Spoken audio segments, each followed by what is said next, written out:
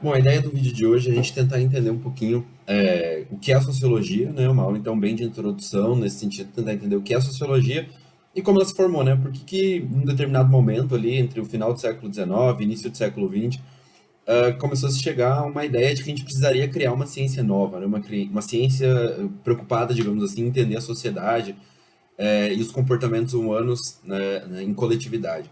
Então, o primeiro aspecto é pensar o que é sociologia, né? A sociologia, então, tem a ver com uma ciência preocupada em entender como se organiza uma sociedade, né? Em qualquer e aí, claro, principalmente surge no momento tentando entender a sociedade moderna, né? Que a gente vive hoje aí ou seja, o que eu estou dizendo por sociedade moderna? Quando começa a se formar o capitalismo ali pelo século XV, XVI, até hoje, né? O século XXI, até 2020 aí. O que a gente está entendendo, então, como o que os sociólogos queriam entender como é essa sociedade moderna, né? A partir daí, percebendo essas mudanças radicais em comparação a outras sociedades, e aí tentando entender o que é isso, né? Como a gente pode explicar por que isso está acontecendo, por que está se formando essa sociedade, como ela é, quais são suas características. E aí surge então a necessidade, o entendimento da necessidade de uma nova ciência. Sociologia, então, é uma ciência que procura entender, claro, de uma maneira mais simples, a gente poderia dizer que é a ciência que estuda a sociedade. Mas, basicamente, com isso, a gente está dizendo que é uma ciência que estuda como a sociedade se organiza, como ela se estrutura. Né? Então, pensar como é que é a organização social, sei lá, do Brasil, né? Hoje, a gente poderia dizer, do ponto de vista econômico, uma sociedade capitalista, do ponto de vista político, é uma república baseada num sistema de democracia representativa. Se a gente pensar do ponto de vista cultural, né, o Brasil aí sempre é relembrado do ponto de vista cultural na ideia de que a gente se formou como uma sociedade de vários povos, então a ideia da miscigenação, por exemplo, né, mas também da formação cultural, então pensar que elementos da nossa culinária, música, literatura, enfim, são elementos da nossa língua, né, a maneira como a gente fala português, tem a ver então com esse processo todo. Então isso seria fazer uma análise sociológica do que é o Brasil hoje, né, pensar sobre organização econômica, política, cultural, né, pensar na ideia até coisas que ficam marcadas aí, que talvez a gente possa fazer uma aula específica, uma hora sobre isso, que é pensar o jeitinho brasileiro, né, o que é a cultura nesse sentido, o comportamento dos brasileiros. Sociologia, a princípio, é isso, uma ciência preocupada em entender como a sociedade se estrutura, ou seja, como elas se organizam, o que mantém elas em pé do ponto de vista da sua organização econômica, política, social. Isso é a sociologia. E aí, por que ela surgiu ali, né, no final do século XIX, início do século XX? Porque nesse momento já tinha passado, né, por uma série, a sociedade por uma série de transições, de mudanças importantes, né, nesse processo. Então, a gente estava saindo da Idade Média ali, né, e aí, claro, considerando o contexto principalmente europeu, saindo da Idade Média, uma sociedade então que era predominantemente com trabalho agrário, rural, né, nos feudos. Eu falei um pouco disso no vídeo passado sobre a formação do Estado-nação, né? Então a gente tinha uma sociedade até ali por volta do século XV, XVI, organizada no trabalho fundamentalmente rural, agrário, né? As pessoas viviam uma vida muito parecida, plantando, colhendo, criando animais, enfim. Esse era o estilo de vida do ponto de vista econômico, uma sociedade baseada no trabalho agrário, rural. Do ponto de vista político, né, a gente tem a formação então de uma sociedade dominada por monarquias, por reis, rainhas, nobres, né, que impunham e aí a sua força, a sua predominância na organização social.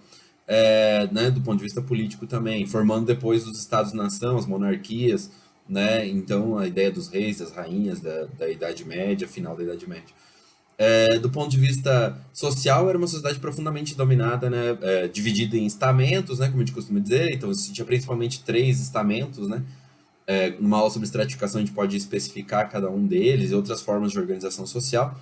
Mas os estamentos, basicamente, era pensar: existia o clero, né, que são os religiosos, basicamente a palavra usada para dizer do pessoal que compunha a igreja, então, sei lá, os padres, os bispos, o papa, né? E claro, nesse momento, predominantemente a Europa dominada na Idade Média pela Igreja Católica, né? Então não é à toa que geralmente você lê os livros e às vezes diz só isso, né? Ah, a igreja. Por quê? Porque só existia a Igreja Católica, então. Depois, só no século XVI, a Reforma Protestante que foi dar origem a outras igrejas, mas até então dominada pelo catolicismo, pela Igreja Católica, uma vida cultural, né, dominada então nesse sentido religioso, do conhecimento também, isso é importante, né? Então, socialmente tinham os religiosos, que tinham essa importância então de cuidar da vida espiritual, domínio religioso, ideológico a partir da religião católica, né, cristã fundamentalmente. Do ponto de vista então da organização social depois, os nobres, né? Então você nascia nobre, não é uma coisa que você podia simplesmente. Depois, em alguns momentos, quando a nobreza já estava ficando mais pobre, digamos assim, perdendo poder político, até alguns burgueses, né? Alguns comerciantes que ficaram ricos conseguiram comprar esse título de nobreza. Mas não era assim, geralmente. Era algo que vinha de família para família. Então os nobres eram proprietários das terras, em geral, que exploravam, né? Sobreviviam de retirar impostos, pagamentos da produção dos camponeses. E aí o terceiro estamento dos camponeses, comerciantes, em geral, as pessoas mais pobres e que não tinham posições importantes e que viviam do próprio trabalho, né? Sustentando a igreja com dízimos e os nobres com o pagamento dos acordos, dos impostos, e, enfim, em relação a isso. E aí a sociedade começou a mudar essas características, então, do ponto de vista econômico, político, social, do conhecimento, né? O conhecimento era basicamente um conhecimento religioso, ou seja, aquele que é na explicação divina de algo, né? Por que, que chove? Por que tem sol? Por que as pessoas ficam doentes? Uma coisa que eu costumo relacionar, imagina, né? Antes, nesse momento, quando a gente não sabia, por exemplo, do ponto de vista da biologia, que existiam vermes, sei lá, bactérias, vírus, né? Hoje é o caso aí do coronavírus. Então, se hoje, com todo o conhecimento que a gente tem na ciência, na área das ciências biológicas, né? Sabendo que existem vírus, bactérias e o mal que eles fazem à nossa saúde, claro que alguns casos fazem bem também, mas pensando principalmente na ideia de fazer mal, contaminar nossa água, nosso ar, enfim, nossa comida. Imagina então, há alguns séculos atrás, quando não se tinha nem ideia que isso existia, né? Seres que, digamos assim, a gente não consegue nem enxergar simplesmente com os nossos olhos. Então, o domínio religioso era muito forte, né? A ideia de dizer que era uma vontade de Deus, a sociedade ser dividida em estamentos, do trabalho rural, das obrigações com a igreja, pagar dízimo, ou por que existiam os fenômenos naturais, sociais, tudo uma explicação religiosa, né? E aí a sociedade moderna, a partir ali do declínio da Idade Média, século XVI, XVII, XVIII, XIX, XX, enfim, começa a surgir e se desenvolver ideias da sociedade contemporânea, moderna, e muda tudo isso. Primeiro, do ponto de vista econômico, né? As pessoas que até então trabalhavam no espaço rural começaram a ir para o espaço urbano, né, para trabalhar nas indústrias. Então isso já é uma mudança radical na forma de pensar o domínio econômico. O próprio crescimento, claro, do comércio, né? E aí, sempre lembrando, a história do nosso próprio país está ligada a essa expansão comercial dos europeus, de rotas de comércio, e buscar novos caminhos, novos mercados para os seus produtos, enfim. Então, outras atividades econômicas começam a ter mais importância, né? O comércio, a indústria, e aí, claro, muda também, inclusive, o espaço da vida, né? Vai saindo do espaço do campo para passar a ser mais importante o espaço da urbanização, o crescimento das cidades, da urbanização. Começa a partir desse processo aí, digamos, do século XVI até hoje. Claro, e aí se intensificou em alguns momentos. Século XVIII, por exemplo, com a Revolução Industrial. Depois a gente pensar também as revoluções políticas, digamos assim, né? A Revolução Francesa no século XVIII é mais marcante delas, 1789. Então, isso é interessante, esses processos começam a mudar. Então a vida sai do domínio do campo, vai para o espaço do comércio, da urbanização, do trabalho industrial. Do ponto de vista político, né, começa a se questionar o poder das monarquias, dos reis, então começa a se desenvolver a ideia de república, de democracia, de que o poder é do povo, né, o poder, a fonte do poder dos monarcas até então era a ideia do direito divino, né, acreditar que o Papa coroava esses reis, então, né, dava o poder, a justificativa do poder era Deus, então passa a ser agora na sociedade moderna a ideia de que o poder é do povo, né, resgatando até ideias dos gregos antigos, de democracia, de participação popular. Claro que nesse momento não era participação popular ali, por exemplo, pelo século XVIII. A própria Revolução Francesa, né, teve uma declaração dos direitos das mulheres, por exemplo, que geralmente a gente não conhece, porque a mulher que se redigiu esse texto foi executada, né, durante a Revolução. Então, mesmo essa ideia de democracia começou a surgir, claro, não era como é hoje, né? Então, os mais pobres, as mulheres, por exemplo, os escravos, né? Estavam excluídas. Isso também é uma coisa que é curiosa, né? Geralmente a gente associa o capitalismo ao trabalho livre, assalariado, ou seja, você não era mais obrigado a ficar num lugar, você não era mais escravo, servo de alguém, você podia pedir demissão, você, enfim, ter liberdade. Mas o capitalismo conviveu muito bem até pouco tempo atrás, ou ainda tem, inclusive, trabalho escravo em muitos lugares. Então, também isso é uma meia-verdade, né? Embora a característica seja marcada, uma característica da sociedade moderna capitalista, trabalho livre, assalariado, mas também isso não é totalmente verdade, no sentido de que o capitalismo conviveu por muitos séculos muito bem com a própria escravidão, né? Ela virou um negócio, inclusive, né? Muita gente enriqueceu, ganhou muito dinheiro com a escravização de pessoas, né? Com o comércio e a escravização de pessoas.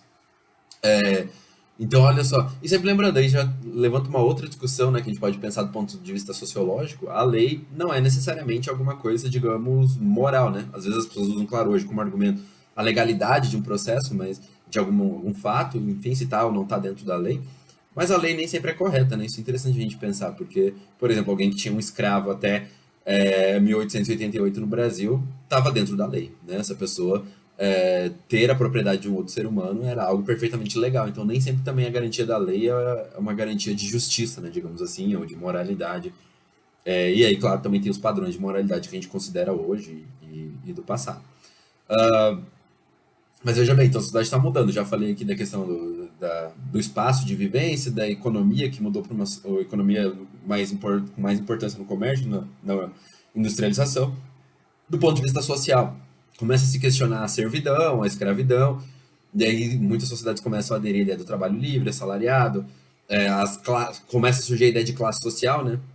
Se a gente pegar na ideia básica da sociologia clássica do Partido Marxismo, né, o surgimento da burguesia, do proletariado, né, dos trabalhadores ou dos empresários, digamos assim, como a gente poderia chamar, talvez numa linguagem mais próxima da época que a gente vive. E aí, então, olha quanta mudança. E aí, isso também mudou a forma de conhecimento, né? Até aquele momento, então, até o fim da Idade Média, era um tipo de conhecimento, como eu falei, dominado pelo conhecimento religioso, acreditar que as coisas aconteciam por vontade divina ou por explicações religiosas, a partir, enfim, de escrituras sagradas ou interpretação delas. Isso também, sociologicamente, mais para frente, a gente pode falar, né? A partir do Weber, por exemplo. Ele mostra pra gente como o mesmo livro, a Bíblia, né? Seguido pelos protestantes, né, que a gente chamaria aqui hoje no Brasil dos evangélicos, digamos assim, e dos católicos, o mesmo livro seguido, a Bíblia, dá interpretações totalmente diferentes, né? Então, isso também é interessante de a gente pensar sociologicamente, né? Em determinados períodos, a interpretação sobre um mesmo texto, um mesmo conteúdo, gera análises diferentes, percepções, interpretações diferentes, né? E aí mudou a forma, começou a se valorizar o que a gente chama hoje de ciência, né? Principalmente a partir do iluminismo também, no século XVIII, começa a ter a ideia de um padrão de ciência que a gente tem hoje, ou seja, que o conhecimento vem do uso racional, né, da nossa capacidade de pensamento de forma lógica, e ao mesmo tempo você precisa experimentar, você precisa colocar aquilo que você construiu, né? Então não basta construir uma ideia, uma teoria, você precisa, racionalmente, você precisa experimentar ela, né? Testar para ver se ela dá certo, e se faz sentido aquilo. Então, nesse contexto, por quê? Porque isso mudou a percepção social, então, da gente, né? Com esse novo padrão de conhecimento baseado na ciência, com esse modelo científico que a gente tem no iluminismo. Porque, olha só, agora, então, não basta dizer que algo acontece por uma vontade divina ou por algum outro tipo de pensamento mágico. A gente precisa criar um raciocínio para aquilo, uma ideia, e tentar comprovar, mostrar que aquilo faz sentido. Isso mudou a nossa percepção sobre a própria humanidade. Então, não só a sociologia, mas a história também, no padrão acadêmico que a gente tem hoje, ela vai se institucionalizar também ali pelo século XIX,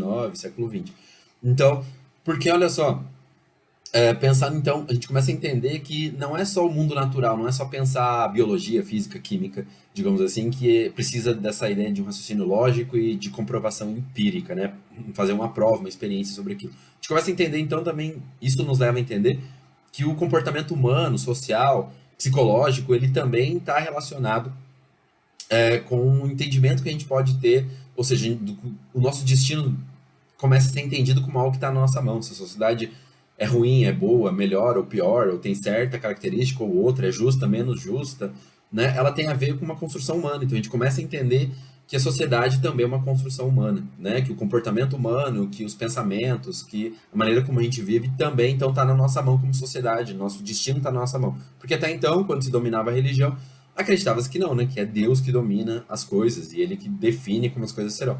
A partir de agora não, né? Com a criação da ciência moderna, isso se desloca, embora, claro, no início com mais destaque. Tanto é que um dos primeiros caras que é atribuído a ideia de criar a sociologia e até dentro da história, de outras ciências com esse padrão positivista, né, de copiar as ideias da física, da química, da biologia e trazer esse padrão de ciência para as áreas de humanas. E a gente pode fazer também no futuro um vídeo tentando pensar essas diferenças depois, né? As ciências humanas surgem, então, tentando imitar as ciências naturais e depois, ao longo do tempo, isso vai se distinguindo um pouco. Mas então, olha só, a gente começa a ter ideia então de que socialmente não é só o mundo natural que a gente pode entender racionalmente e experimentar e tentar entender ele gerar comprovações sobre como ele funciona. A gente começa a entender que, então, a vida humana também, o nosso destino, a nossa sociedade, a maneira como ela é, então isso muda também a nossa forma de entender isso. A gente começa a entender que é possível, então, entender racionalmente a sociedade, os padrões de comportamento, testar eles, fazer, inclusive, experiências, pesquisas, para tentar entender se, de fato, aquilo que a gente imagina sobre a sociedade é verdade. Então, por isso que a sociologia, assim como outras ciências humanas também, enfim, outras áreas da ciência, institucionalizam nesse momento. Porque com todas essas mudanças da industrialização, urbanização, classes sociais, o surgimento do capitalismo, ideologicamente falando, o desenvolvimento da ciência, então fez a gente perceber que a gente controla o nosso destino, que a gente tem como entender racionalmente ele e comprovar, em tentar entender, comprovar, se gerar a pesquisa, experiência para comprovar se aquilo faz sentido ou não, se está certo ou não. Ou seja, a gente muda então também a nossa maneira de pensar. É por isso que a sociologia então vai surgir, tentando entender o comportamento, principalmente na vida moderna, da sociedade. Ou seja, compreendendo que a partir dali essa sociedade é do que é, porque tem variáveis econômicas, políticas, culturais que nos moldam a maneira como somos. Então a gente começa a entender cientificamente o comportamento dos seres humanos em sociedade e a gente começa a entender que é possível analisar racionalmente e entender isso. Ou seja, não é mais uma. A gente começa a entender que o nosso destino está nas nossas mãos enquanto coletividade, não é simplesmente uma vontade divina. A gente consegue influenciar os rumos da nossa vida, para bem ou para mal, enfim, para bom, para ruim, seja como a gente tentar entender. Então é nesse contexto que surge a sociologia, outras ciências humanas e se desenvolve nesse contexto todo as humanidades e a ciência de um modo geral, até a gente poderia dizer. Para ajudar a quem está aí tentando estudar isso e quiser se aprofundar mais, para entender o que é sociologia, e dos primeiros caras que consegue, o primeiro cara, né, na França, em Bordeaux, a criar um curso de sociologia foi o Émile Durkheim, ou Émile Durkheim. Isso é curioso, né, porque muita gente aqui no Brasil, inclusive, acha que ele é uma mulher, porque pelo nome, né? Então, se você reparar nesse livro aqui, As Regras do Método Sociológico, né, do Émile Durkheim. Então, muita gente, às vezes, né, se não vê nenhuma foto, nenhuma imagem dele, acha até que ele é uma mulher, porque aqui na nossa cultura, né, esse nome, não é comum você ver um homem com esse nome aqui na nossa cultura. Então, esse é um livro que eu indicaria para você se aprofundar, entender o que é sociologia, as regras do método sociológico do Émile Durkheim, entender um pouco como a sociedade, o que é a sociologia e como se deve estudar. Ele também propõe aqui um método para entender a sociologia, então uma sociologia mais clássica, né, um dos primeiros fundadores aí da sociologia como uma disciplina acadêmica, universitária, científica. Então, as regras do método sociológico do Durkheim. E para entender o contexto, esse contexto que eu estou falando, né, eu não, em geral isso também é interessante, vou tentar na medida dos próximos vídeos fazer mais isso. Eu não tirei isso da minha cabeça, né? Esses contextos todos têm a ver, por exemplo, se você estudar a Era das Revoluções, né, do Eric Hobsbawm, você provavelmente ele vai te explicar um pouco esse contexto da Revolução Industrial, Revolução Francesa, inclusive, né, essa imagem que ele coloca, que foi colocada na capa do livro, é uma pintura clássica aí da Revolução Francesa, né, retratando o processo da Revolução. Então, esse é um livro também interessante para entender o contexto, né, de formação da ciência moderna e do que estava acontecendo na sociedade nessa transição da sociedade da Idade Média para a sociedade moderna e capitalista que a gente vive hoje. Então são dois livros que eu indicaria para vocês se aprofundarem, estudarem mais sobre esses conteúdos. Então por isso é hoje, espero que tenha ajudado. Até a próxima.